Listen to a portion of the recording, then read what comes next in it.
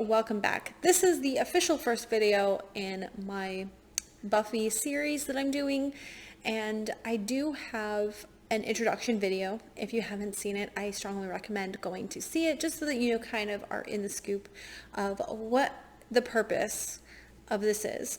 And you can hear me gush about how much I love Buffy. If you have seen it and you're in the scoop, let's just go ahead and get started. And also, just as a forewarning, I really wanted to try to keep this kind of spoiler free, but there are absolutely no guarantees. So I'm assuming that people are familiar with each episode, things that are going to happen in the storyline. So anyways, let's go ahead and get started. The season 1, episode 1. The first episode is Welcome to the Hellmouth.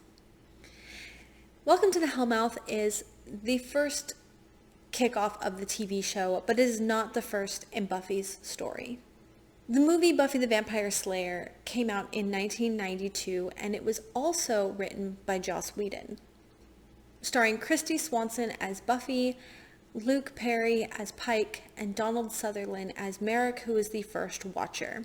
So starting the TV series, Buffy's parents have divorced, Buffy got kicked out of school for burning down the gym, and they're trying for a fresh start in the quaint, small Southern Californian town of Sunnydale, which just so happens to be sitting on a Hellmouth, making Sunnydale the undead's favorite party town. Mystical energy is stronger, making it more likely for supernatural things to occur there. So on Buffy's first day of school, they discover a dead body that was left from a vampire, and Buffy discovers the tweed-wearing Brit running the library is also new, making him the new Watcher, sent by the Watchers Council. This is where he says that he's been expecting her and knows what she's there for, the vampires. Pulls out this giant book that says vampires on the top, and Buffy denies it and says that she quit. Until, I think this actually happens, so episode 1 and episode 2 are like a part 1 and part 2 of our introduction.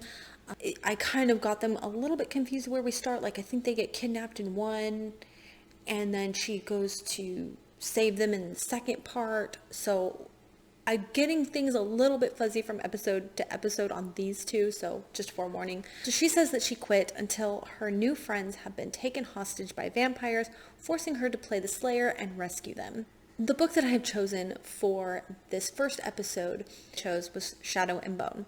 The book features Alina, who finds out that she's a Grisha. She's not an ordinary Grisha. She has a very rare gift, thus making her the chosen one.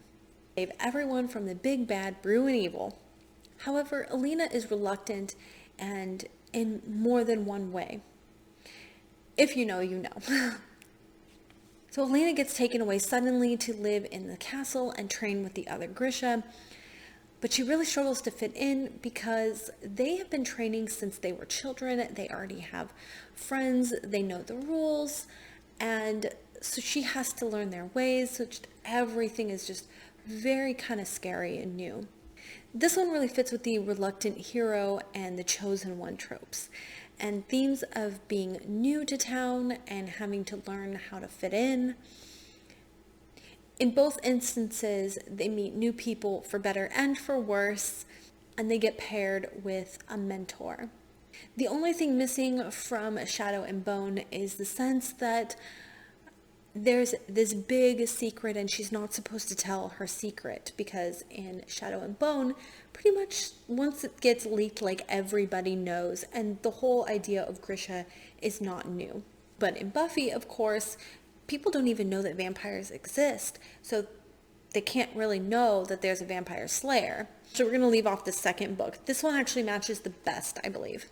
The best parts of this episode are when Buffy comes back to give Giles an earful about her predicament, and they don't realize that Xander was there in the stacks. And the dialogue throughout the entire Buffy Kingdom universe is just always spot on. It's just hilarious and clever and unique, and they have their own Buffy lingo, and So I'm going to be commenting on it a lot. And honestly, it's really hard to pick some of like my favorites because it's just everything that comes out of their mouth is just pure gold. So anyways, I also really love that when Buffy asks Willow for help on schoolwork, other guys show up. Cordelia also comes by and she says, I don't mean to interrupt your downward mobility, but Cordelia is like our antagonist. She's the popular girl, and Buffy was kind of supposed to be the next popular girl because she's from LA, so she's like automatically got cool points. But Buffy is trying to try this thing at a different angle because things got so messed up for her in LA. Like, she was Cordelia of LA in her last school. And she just is like also trying to for a fresh start, and she realizes she needs to kind of focus on school. So she tries to make friends with like the kids that like Willow, because she was recommended for being able to help with school stuff. Yeah, anyways, there's this whole dynamic that just like kickstarts our relationship and dynamic. This also brings me to Zoya. This brings me to Zoya from Shadow and Bone, because Zoya is our antagonist there. She's the popular, most beautiful girl, and it's also set up that so Alina has always loved her longtime best friend Mal, and Mal is kind of into all the other girls and notices Zoya, and naturally, because she's so beautiful, so there's that dynamic. But Zoya, on top of it, when Alina gets sent to the castle, Zoya is very antagonistic towards Alina and kind of singles her out and kind of puts her down and puts her in her place. And Zoya treats Alina like Cordelia treats Willow. And there is this other scene where Cordelia says, wow, I like your dress. Good to see that you've seen the softer side of Sears. And she turns to Buffy and she says, no, you're losers. Once you can identify them all by sight, they're much easier to avoid. And that's one of those dialogue pieces that, like, it's so bad. It's so rude. But it's also just so Cordelia, and it's kind of funny. Another thing that sets Buffy series apart from other series is this is not new. This girl on girl hate, popular versus nerdy. They didn't invent this, but they definitely take this concept and they write it in such a way that, I mean, it's definitely still catty, but it's it's funnier. We also have this dangerous bad boy that is seducing the socks off of Buffy, and this is also kind of like the Darkling, who is the dark, broody bad boy seducing Alina. Yeah, so this book just pairs with this episode so perfectly. All right, don't worry, not every single episode will be discussed in this great length. It's like some of them deserve more explanation than others. All right, episode number 2 is The Harvest. And like I said in a previous episode, we kind of leave things off on a cliffhanger, and then we continue on with the story in episode 2. So we have, in the previous episode, Angel tells Buffy about this harvest. I keep dropping frame rate, so I hope that this is going to be okay. And we start this episode off with Buffy fighting off this big bad vamp named Luke, who has been bestowed a power by the master vampire, who we will continuously have an issue with throughout the first season. And he's like our big bad of this season. The master has been cursed to be locked underground, and he's collecting humans. He needs to collect humans' essence and feed off of humans in order to gain strength to escape. But since he cannot get up to the surface to feed, he magics Luke somehow to where he's like this vessel. So anything that Luke eats or harvests goes to the master so that he can gain that strength. So, Buffy saves Willow and Xander, but poor Jesse is lost and becomes a vampire himself. Giles and Buffy end up telling Willow and Xander the lowdown that vampires exist. She's the Slayer, can't tell anybody, etc. And now she needs to find a way to save Jesse. She doesn't know that he's a vampire yet. So Willow and Xander want to help. Being like their first act towards being, the Slayerettes and the Scooby Gang. So after saving the day, Giles announces that it's likely not over and there will be more battles ahead. And they're like, are you kidding me? Like, we're not done. Episode that fits this perfectly is Harry Potter and the Sorcerer's Stone. And this one is for the Master, who is also stuck underground because of Voldemort. Voldemort is a wizard who got himself in a predicament and must use another individual to help him get around. It's very weird. And kind of control him so that he can get the Sorcerer's Stone to escape, which is perfectly in line with the Master Vampire's predicament in being stuck and needing to escape. So, perfect match. In this episode, Buffy tries out for Sunnydale High School's cheerleading squad. Back in LA, she used to be in the cheerleading squad, and so she's really trying to just connect back to just normal life and things that she used to do in LA. But this competition is real. And some of the girls in the competition are getting hurt, taking them out of the running for cheerleader so that the alternates can then cycle up and get on the squad. He comes down with this dangerous spell that could wind up killing her. And they end up having to track down this witch, and they realize that we've had a bit of a body switch thing going on, and a mother-daughter relationship, so that this mother could kind of relive her glory days. So we have a few things going on here.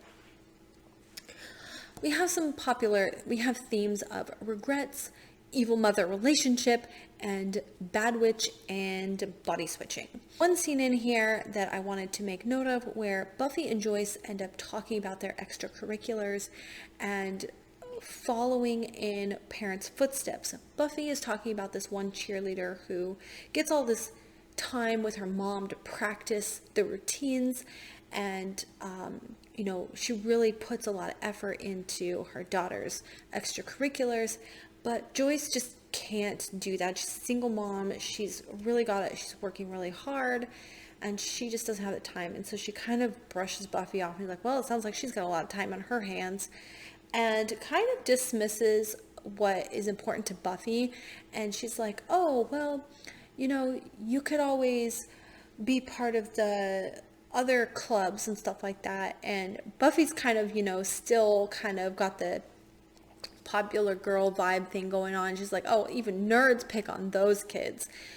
So they kind of have where they're on two opposite sides here, and you see how different they are and things that matter to them, and they just can't see eye to eye. Okay, so we have Amy. Amy is such an interesting character, and most of the characters that you meet that are like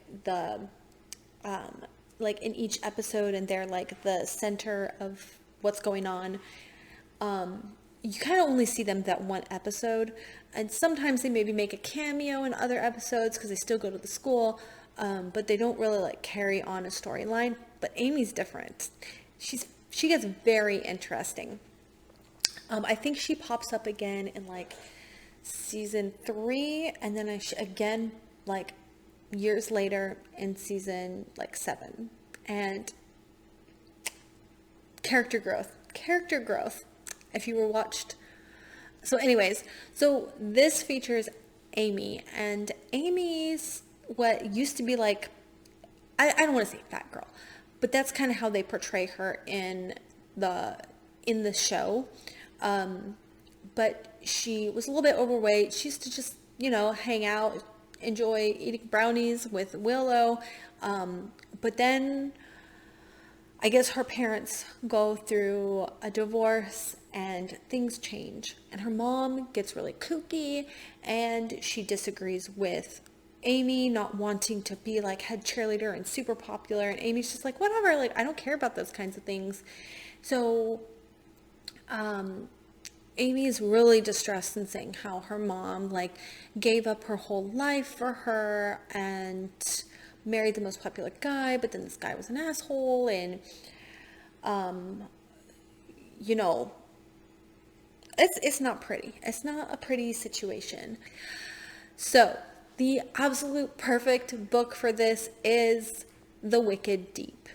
This is a summer read about, I loved this book so much. I really need to do a reread of it, but it's about this small town. I think it's a Washington town. There's an island and that's cursed. And every summer solstice, this whole lore about these witches. And that's all I can tell you about this book. And if you've read this book, you know. It is so good. And it perfectly matches with this episode. So that is my pick for episode 3. Episode number 4, Teacher's Pet. In this episode, Buffy is really struggling with school and she has a bad record, a bad reputation, why she got kicked out of school. And the teacher pulls her aside and says, look, I don't care about your past. I know you're intelligent and you're smart. You just have to apply yourself. And I know that you can do anything. And this is the first time a teacher has taken interest in her in an academic way and didn't just look at her. She feels really invigorated by this, very inspired by this. And then she comes to school and the science teacher goes missing. And they get the substitute. But things are kind of funky and all the boys are clamoring to get her attention. And she starts this unit about bugs. And she's starting this project where they're going to have to build egg sacs. And long story short, it turns out that she's actually a big bug. And not just any bug, she's a praying mantis. And what do we know about praying mantises? They mate with the male and bite their heads off and then lay eggs. So, yeah, she decides to pick the high school boys because she particularly needs virgins. So she decides to prey on high school boys.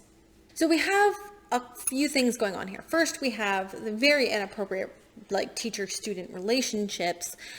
But it's not so there's another episode coming in a few seasons where we talk about this teacher-student relationships a little bit more, because this isn't really teacher-student relationship in the sense of how most of those affairs happen, because there's no emotional bonding, there's no grooming or anything like that. It's all purely sexual energy. But we do have a heavy discussion about shame in being a virgin, high schoolers. And this is one of those things that I feel was kind of a topic for discussion, kind of on the verge of getting to be old enough to have intimate sexual relationships, but they really probably shouldn't be because they're still kids. So you have some people putting this pressure. It was in a lot of movies, they kind of portrayed this where it's oh, you boys should want to lose their virginity. And it was you need to be the ladies' man and get laid and stuff, and all this stuff. So we kind of have this episode kind of focuses on that kind of discussion, which is really interesting.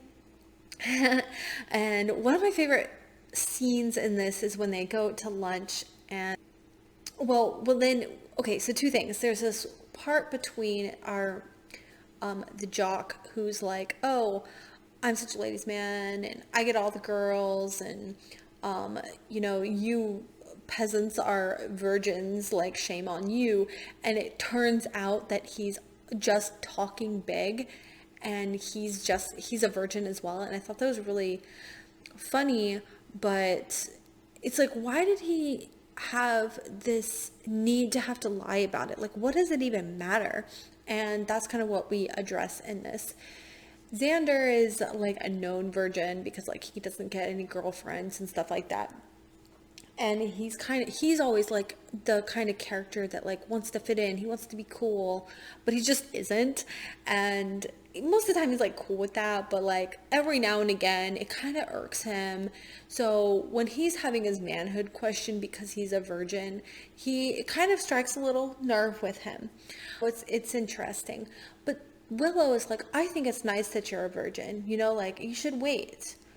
So then we kind of have like the boy's perspective versus a girl's perspective. But one of my favorite episodes of this is when they go to lunch and Willow and Buffy are kind of joking around and they're like, at Xander's expense, and they're like, well, there's only two reasons why an older woman would go for a younger man. And either he's too stupid or she's like can't get someone her own age or something like that because you young kids are too stupid.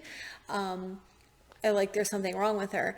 And that's really funny and like so to the point, isn't it? The book for this episode is really the only one that I could choose for this. And that is Kafka's Metamorphosis, because our main character wakes up one morning a giant bug and he's trying to just like figure out how to go about his life as his new bug outfit. Now, this is a book that I have not personally read, but like there's not really anything else that could express this unless there is a book about those themes of virginity and stuff like that, but I haven't actually read anything that really showcases that. So if you have any recommendations, you can definitely drop them below.